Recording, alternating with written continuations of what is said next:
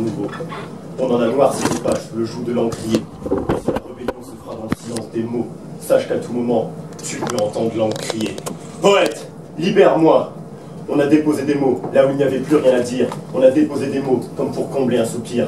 Par peur du rien, par peur du vide, par peur de se laisser envahir par des idées perfides. Parce qu'à n'entendre plus qu'un seul son de cloche, la musique de l'ignorance se fait de plus en plus proche. Alors si tel un écho, nos paroles résonnent, c'est qu'elles ricochent sur les barreaux où ton cœur les emprisonne. De nos mots, tu peux en être soit le gardien, soit le geôlier. Mais n'oublie pas qu'à tout moment, tu peux entendre l'angle crier. Poète, libère-moi! On lève la plume comme d'autres lèvent le poing, mais ne cherche pas chez nous les coups d'encre, les mots de surin, car on a forgé nos armes à l'amertume et au chagrin.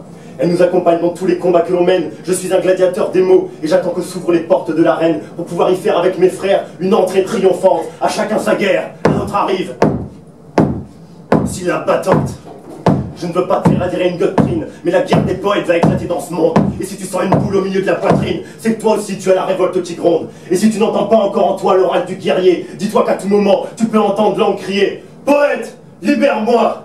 Sa voix se fait de plus en plus forte, jusqu'à déchirer notre enveloppe corporelle. C'est l'encre du cœur qui frappe à la porte. Un battement de cœur, un battement d'aile. Tant de battements dans lesquels on a laissé des plumes, mais tant qu'il nous en reste une, on s'éloignera du bitume. Alors, prends ton envol avec nous, et arrache tes idéaux de la terre. Quelques vers pour ne plus être à genoux, quelques vers de ciel pour quelques vers de terre. Il est peut-être un peu tôt pour une révolution céleste, mais avec des mots, on peut au moins tester une révolution terrestre. Notre voix va résonner, et plus personne ne pourra y nier. Et si elle n'est pas assez forte, on pourra toujours entendre l'encre crier. Poète, libère-moi, écoute!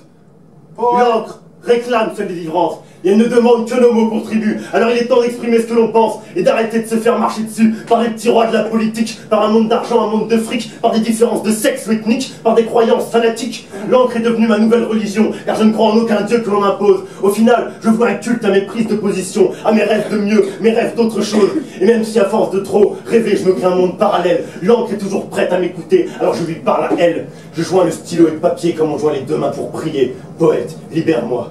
Moi je ne le dis qu'à mi-mot, je ne le dis qu'à moitié, mais toi maintenant tu sais qu'à tout moment tu peux entendre l'encre crier. Poète, libère-moi! Notre détermination fait sa montée en puissance. Ne crois pas que la meilleure attaque soit toujours la défense. C'est pourquoi nos mots s'arment sans jamais faire offense. Parce qu'avant nous n'avions que les textes de larmes pleurés par les yeux de l'innocence. Mais l'innocence s'est faite violer par la réalité. Et ces larmes se sont desséchées. De sa gorge est sorti un cri alarmant. Poète, libère-moi! Un cri d'alarme, maintenant un cri de ralliement. Quand l'innocence de tes rêves se sera faite emprisonnée. Quand tout ton corps sera pieds et poings liés. Quand tu n'auras plus qu'un souffle de vie pour te libérer. À ce moment, nous serons à tes côtés pour crier. Poète, libère-moi!